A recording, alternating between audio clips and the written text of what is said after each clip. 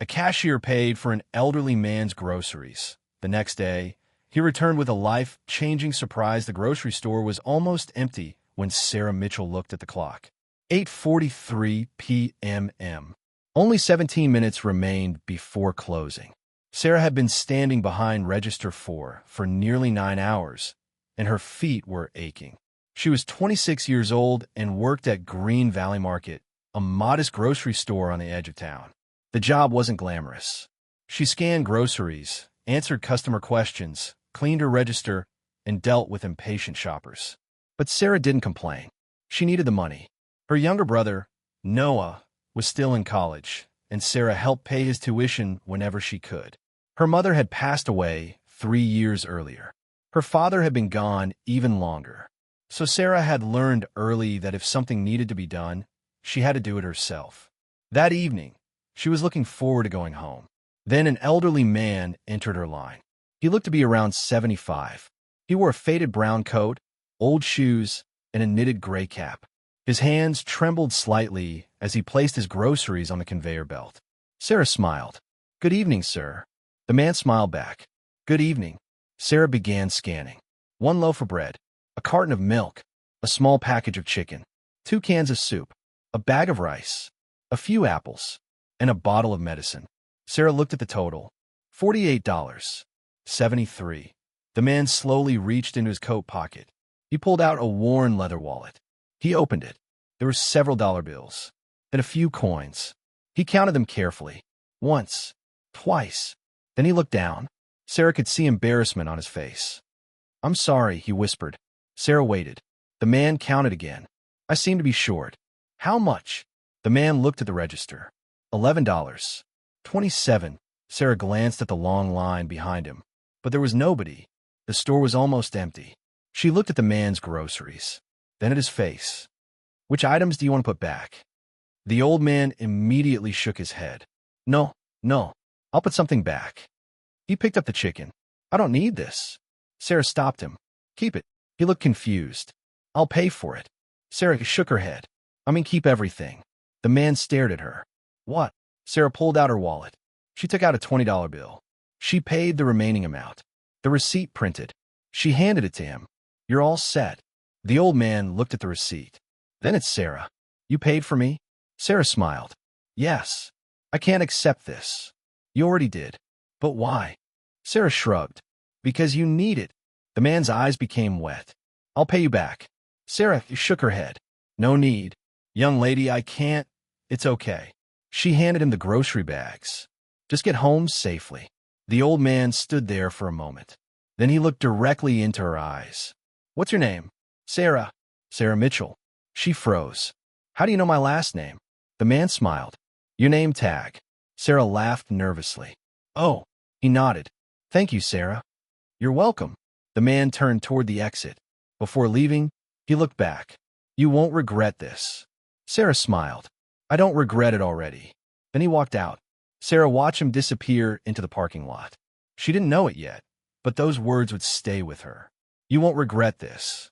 The next morning, Sarah arrived at work at 7:30. She had barely slept. She kept thinking about the elderly man. She wondered if he had enough food. She wondered where he lived. She wondered why he had looked so familiar. But by lunchtime, she had forgotten about him, until a black luxury SUV pulled into the parking lot. Sarah was standing near the front entrance when the vehicle stopped. A driver stepped out. Then the rear door opened. The elderly man from the night before stepped out. Sarah stared. He was wearing a completely different outfit. A dark tailored suit, polished shoes, a beautiful silver watch. His hair was neatly combed. He looked nothing like the struggling old man from the previous evening. Sarah's mouth opened. "Sir." He smiled. "Good morning, Sarah." She walked toward him. "Is everything okay?" "Everything is wonderful." Sarah looked at the SUV, then back at him. "Are you the same person from last night?" The man laughed. "I certainly hope so." Sarah smiled. "But you have questions?" "A few."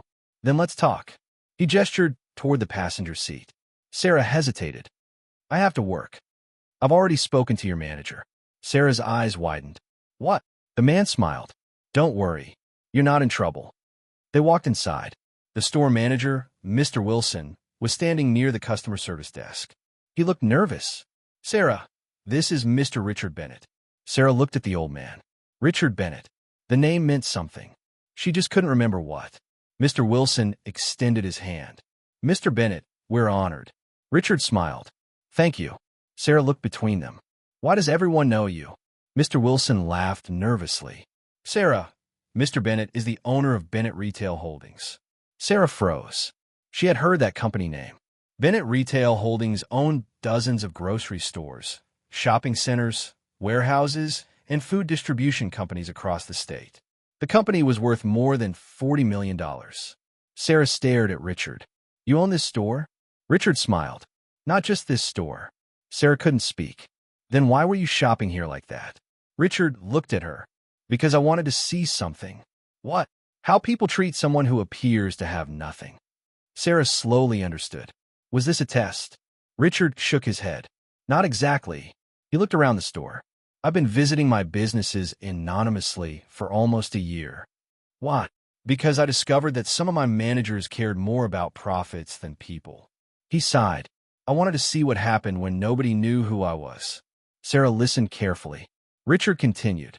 "Last night, I came into this store with an old coat and a wallet containing only enough money to buy most of my groceries." Sarah smiled. "You planned that." "I did." "And you were short by $11. 27. Richard laughed. "Yes."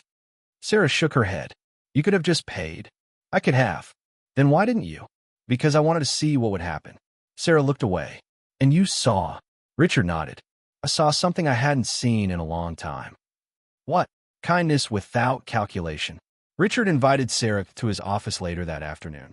She sat across from him in a room larger than her entire apartment. He placed a folder on the desk. Sarah looked at it. "What's that?" "A job offer." She immediately shook her head. "I already have a job." Richard smiled. "I know. You don't have to do anything for me." "I know." "Then why?" Richard opened the folder. "I want you to become the customer experience director for my company." Sarah stared at him. "What?" "You'll train managers across my stores." "Me?" "Yes. I scan groceries." Richard smiled. "That's exactly why." Sarah looked confused. "You understand customers." "You think." "I know." He pointed toward the folder. "Your salary would be significantly higher than what you're earning now." Sarah looked down. "How much?" Sarah's eyes widened. "That's more than triple what I make." "Correct. I don't have a college degree." "I don't care. I've never managed a company." "You'll learn." Sarah shook her head. "Why me?" Richard leaned back. "Because last night, when you thought I was just an old man who couldn't afford his groceries, you didn't embarrass me." Sarah listened. "You didn't ask questions. You didn't make me explain myself. You didn't tell me to leave the items behind. You simply helped." Richard paused. "That's the kind of person I want representing my company." Sarah looked at the folder. "I need time. Take all the time you need." That evening, Sarah went home and told Noah everything. He nearly dropped his phone. "Wait." He stared at her. "You paid for some old man's groceries." "Yes." "Then you found out he owns a $40 million company." "Apparently." Noah laughed. "Sarah, that's insane." "I know. Are you taking the job?" Sarah looked at the offer. "I don't know." Noah became serious. "Why not?" "Because I'm scared." "Of what?" "Failing." Noah smiled. "You've been taking care of everyone since Mom died." Sarah looked at him. "You work 2 jobs. You pay my tuition. You handle the bills. You never ask anyone for help." He pointed toward the folder. "Maybe this isn't someone giving you something. Maybe it's someone giving you a chance." Sarah smiled. Her brother had a point. 3 days later, Sarah accepted the job. Her first week was terrifying. She had to attend meetings with executives. She had to speak in front of managers. She had to travel between stores. At first, people doubted her. Some managers whispered behind her back, "She's just a cashier. Why did Bennett hire her? She doesn't even have a business degree." Sarah heard every word, but she kept working. She spent weeks visiting stores. She watched employees. She talked to customers. She noticed things executives had ignored: broken shopping carts, long checkout lines, confusing signs, employees who were afraid to ask for help, customers who needed assistance but were ignored. Sarah created a simple system. Treat every customer like a person, not a transaction. Not a number. A person. She introduced small changes.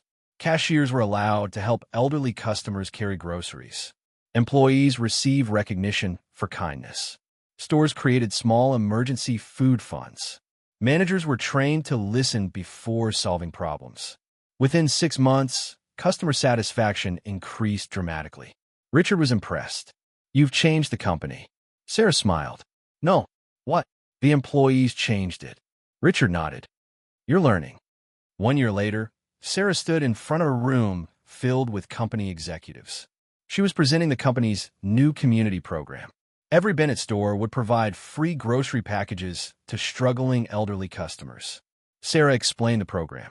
We've spent years asking how to increase sales. She paused. Maybe we should also ask how to increase kindness. The room became silent. Then Richard stood up. He applauded. Everyone followed. Sarah smiled. After the meeting, Richard called Sarah into his office. He handed her another folder. She looked at him suspiciously. What now? Richard laughed. Open it. Sarah did. Her eyes widened. It was a partnership agreement. Richard had created a new foundation, the Sarah Mitchell Community Foundation. Sarah looked at him. You named it after me? Yes. I can't accept this. You don't have to. Richard.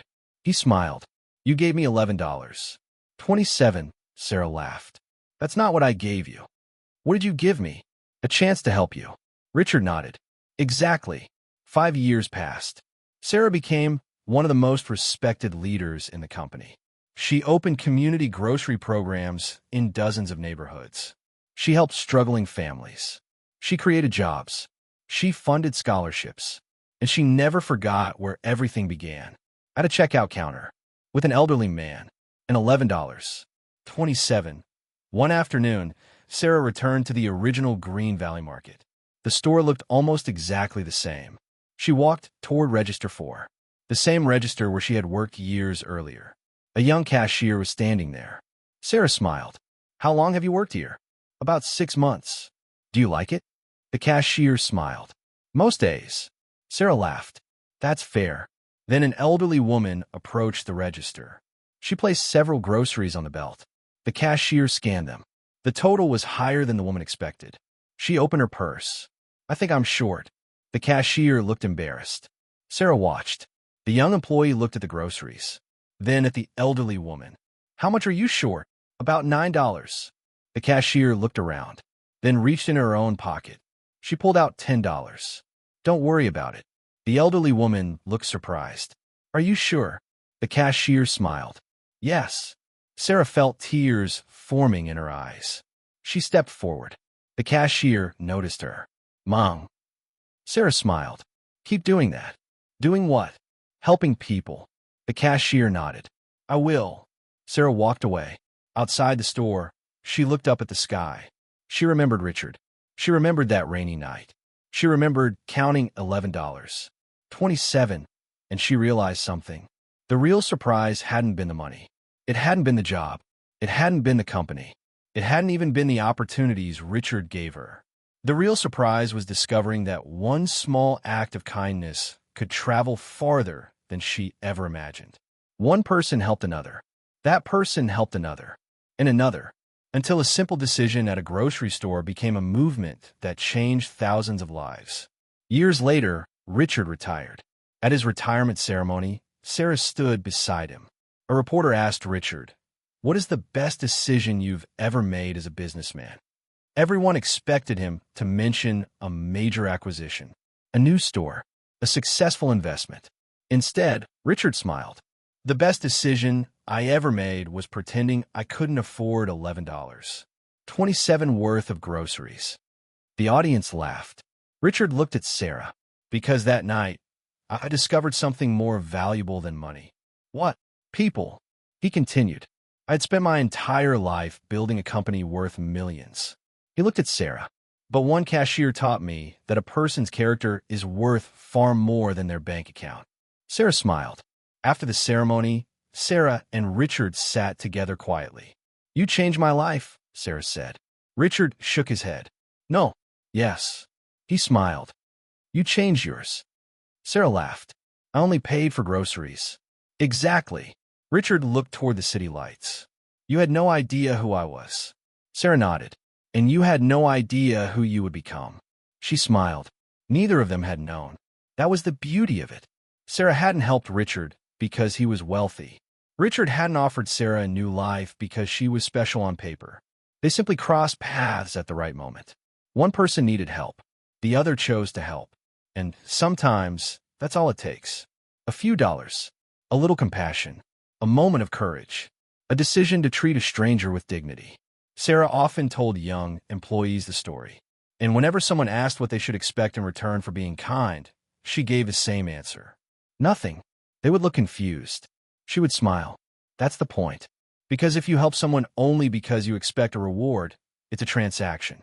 But when you help someone because you genuinely care, it's kindness. And kindness has a strange way of returning. Sometimes as a new opportunity. Sometimes as a friendship. Sometimes as a second chance.